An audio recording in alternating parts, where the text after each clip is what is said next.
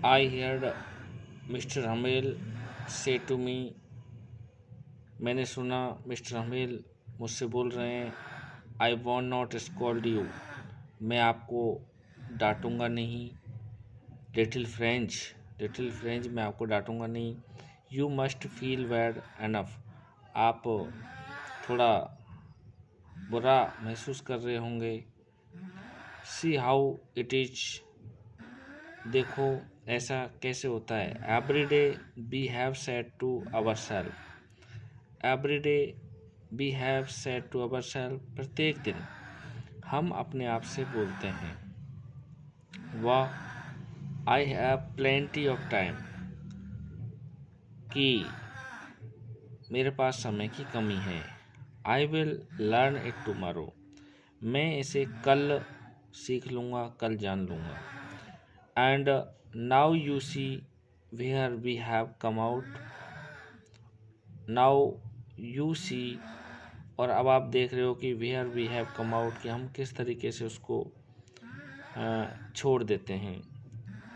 That the great trouble with Alsace, तो यह अलांस के साथ भी एक बड़ी समस्या थी, she puts off learning till tomorrow, उन्होंने लर्निंग करना, सीखना जानना छोड़ दिया था, टिल टुमारो, कल तक, यानी आगे के लिए,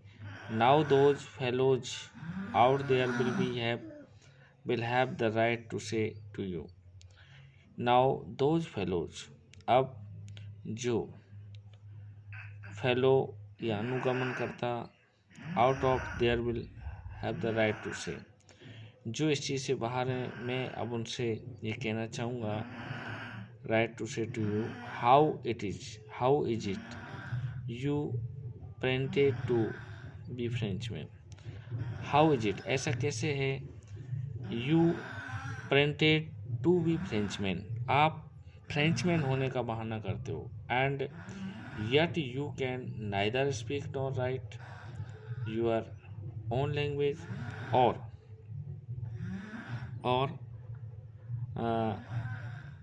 yet अभी तक you can neither speak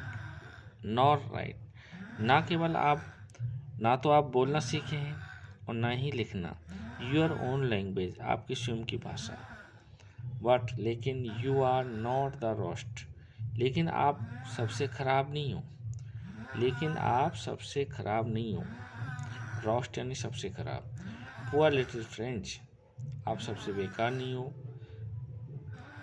little French, we have all a great deal of reproach ourselves with, we have all a great deal to reproach ourselves with, हम सभी बड़ी मात्रा में तिरस्कार पाने के लिए आपके साथ हैं, your parents were not anxious enough to be have you learn, आपके जो माता पिता हैं नॉट एंशियस एनफ, उन्हें ज़्यादा चिंता नहीं होगी, टू हैव यू लर्न, कि आपको सीखने के बारे में आपको माता पिता को ज़्यादा चिंता नहीं होगी, they preferred to put you to work on a farm और at the mills, they preferred, उनकी प्राथमिकता रहेगी, टू पुट यू, आपको रखने में, आपको बेचने में, टू वर्क, काम के लिए, ऑन ए फार्म, अपने खेत पर, एक खेत पर, और एट द मिल्स, और या फिर मिल्स में, सो इसलिए as to have a little more money, so as to have a little more money, तो इसलिए जैसा कि उनके पास धन की कमी है, and I have been to blame also, और मैं आप पर ये ब्लेम, आरोप लगाता हूँ, have I not often sent you to water my flowers, और मैं आप पर ये ब्लेम लगाता हूँ कि I have not often sent you, कि मैंने आपको प्राय कभी नहीं भेजा। टू वाटर माई फ्लावर्स, मेरे पौधों को पानी देने के लिए। इसका अर्थ है मैंने कभी भी आपसे अपने स्वयं का काम कभी नहीं करवाया। Instead of learning your lessons, सिवाय इसके कि आपको आपका लेसन लर्न करवाने के अलावा मैंने कभी आपसे मेरा काम नहीं करवाया। And when I wanted to go fishing did I not just give you a holiday, और जब मैंने चाहा मछली पकड़ने जाने के लिए, तो did I not just give you a holiday, तो मैंने कभी भी आपको इस बात की छुट्टी नहीं दी। Then from one thing to another, Mr. Hamill went on to talk of the French language. तब from one thing to another, तब एक चीज़ से दूसरी चीज़, Mr Hamel went on to talk of the French language. Mr Hamel जारी रहे बात करना फ्रेंच लैंग्वेज में, saying that, ये कहते हुए कि it was the most beautiful language in the world, कि यह एक बहुत ही सुंदर लैंग्वेज है संसार की। French, the clearest, the most logical, ये बिल्कुल स्पष्ट होती है। द मोस्ट लॉजिकल, और बहुत अधिक तार्किक होती है। That we must guard it among us, और हम इसे अपने बीच में ही इसको सुरक्षित रख सकते हैं। एंड नेवर फॉरगेट इट, और कभी भी इसको नहीं भूलें। Because when a people are enslaved as long as they hold fast to their language, it is as if they had the key of their prison. तो बिकॉज, क्योंकि when a peoples are enslaved, जब लोग इसके गुलाम हो जाते हैं, as long as they hold fast to their language, तो जितना अधिक वो चाहें उतना वो